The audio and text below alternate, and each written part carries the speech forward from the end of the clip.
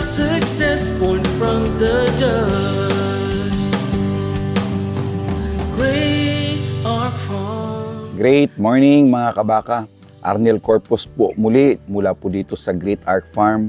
Wabati po sa inyo ng isang magandang araw at nawa po ay nasa mabuti po kayong kalagayan. Ngayong umaga po tayo po ay nagpapasalamat sa Panginoon dahil nag-start na pong umulan. Ito, may mga pagkain na po ulit tayo na pwedeng ipakain sa ating mga baka. Alam ko hindi lang po kami ang medyo nahihirapan sa paghanap ng pagkain dahil sa epekto ng El Nino. Pero ngayon, dahil sa umulan na, balik na ulit yung sigla ng cattle feeding industry, particularly sa industriya ng pagbabaka. Ngayong umaga mga kabaka, gusto ko lang ulit balikan itong tatlong segment ng industriya ng pagbabaka, yung breeding, yung backgrounding, at saka yung tinatawag nating cattle fattening o kaya yung tinatawag nating cattle feeding.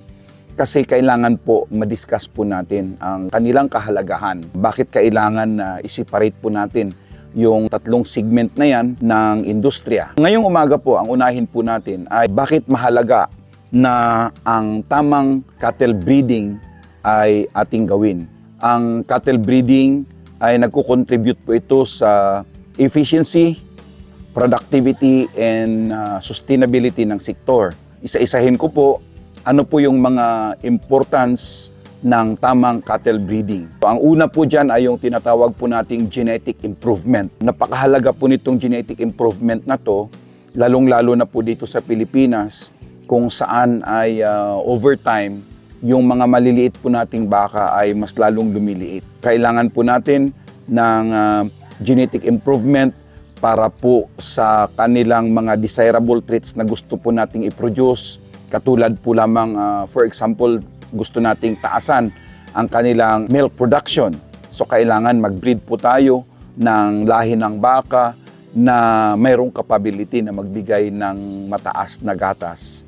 Or kung gusto naman natin, maganda ang kanilang meat quality, mag-breed din po tayo ng baka na naaayon doon sa gusto nating resulta. Gusto natin na yung baka po natin ay mataas ang kanilang fertility, para nanganganak po na isang beses isang taon, or kailangan din po natin mag-breed na ang kanilang genetics ay matibay pagdating po sa sakit. Dito po sa genetic improvement, ito po ay tutulong sa atin pagdating doon sa efficiency. Kasi katulad po ng experience po natin sa Australia, kung saan ang Brahman cattle ay krinos po natin sila sa mga European breeds, katulad po ng Charolais na krinos po sa Brahman, ang naging resulta po niyan ay Chavre, ay napaka-efficient po ng kanyang feed conversion.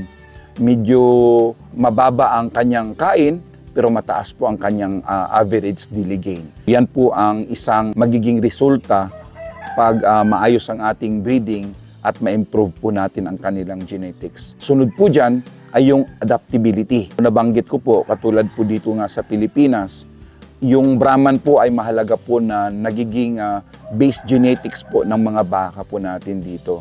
Dahil nga po ang Pilipinas ay tropical countries at sobrang taas ang humidity, kaya kailangan po na ang mga baka na i-breed natin dito ay kahit papano ay kalahati po sana yung dugo ng Brahman para po doon sa adaptability na katangian po ng lahi ng ating mga baka. Ang kasunod po dyan ay yung tinatawag po nating economic benefits. Ang rason po kung bakit tayo nagbi-breed ay para kumita po tayo. Particularly po pag ang binibreed po natin ay para po sa karne, mahalaga po na magkaroon po tayo ng higher yield. Ibig sabihin po niyan, sa ngayon po kasi, ang mga karne po na nakukuha natin sa bawat ulo na kinakatay po natin ay nasa 120 to 150 kilos lang po. Sayang naman po yung opportunity na sa isang ulo ng baka, ayan lang po yung ating naha-harvest.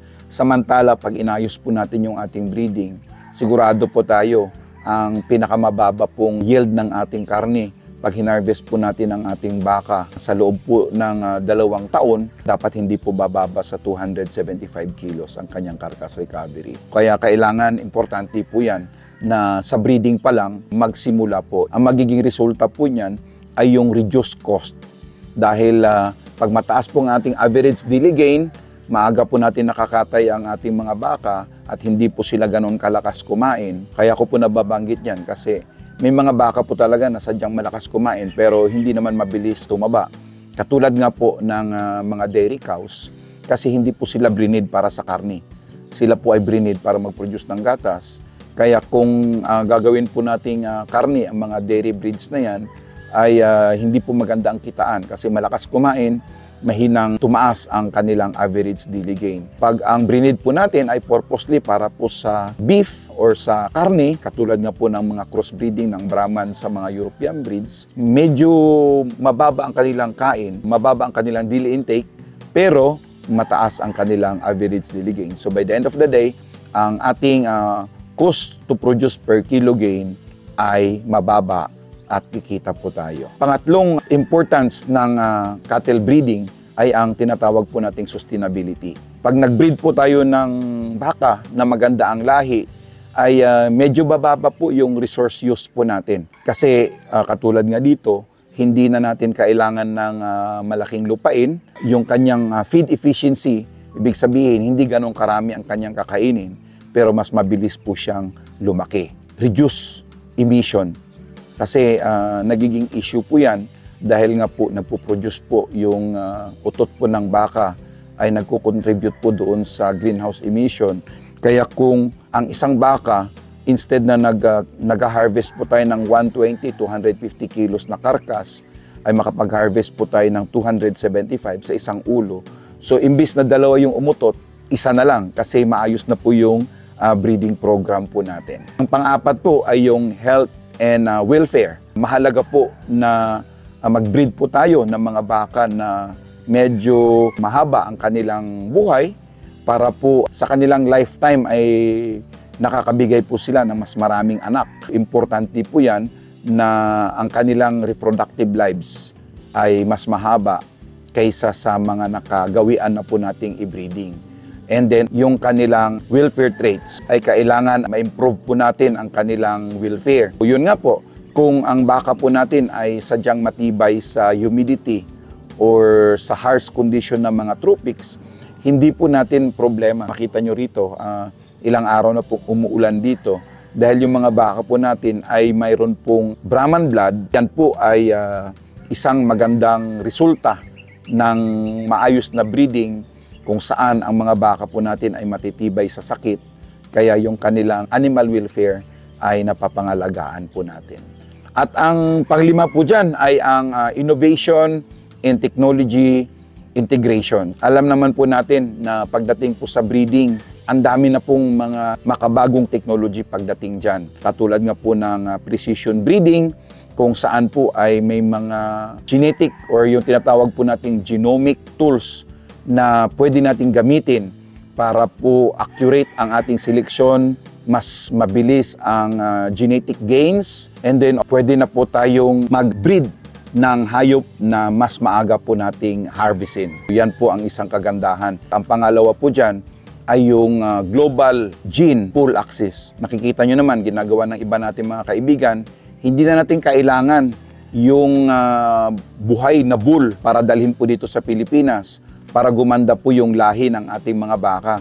Pwede na lang po tayong bumili sa kanila nung semen or yung tinatawag po nating similya at yun na lang po ang ating artificial inseminate sa ating mga babaeng baka at mas mabilis po yung pag-improve ng ating mga genetics. Napakahalaga po na mapagtuunan natin ang innovation and technology integration pagdating po dito sa ating breeding. Ang panghuli po ay yung tinatawag po nating cultural and social impact. Alam niyo po, may mga grupo po talaga ng mga tao na talagang sadyang nagiging hanap buhay na po nila yung pag-aalaga po ng baka. Ang tamang breeding technique po ay nagbibigay po ito ng maayos na livelihood sa ating mga magsasaka. Alam ko marami pong mga magsasaka dyan ang nakapag-aral po ang kanilang mga anak ng abogasya or doktor or nakapagtapos sa kolehiyo dahil lamang po sa pagbibreed ng mga baka.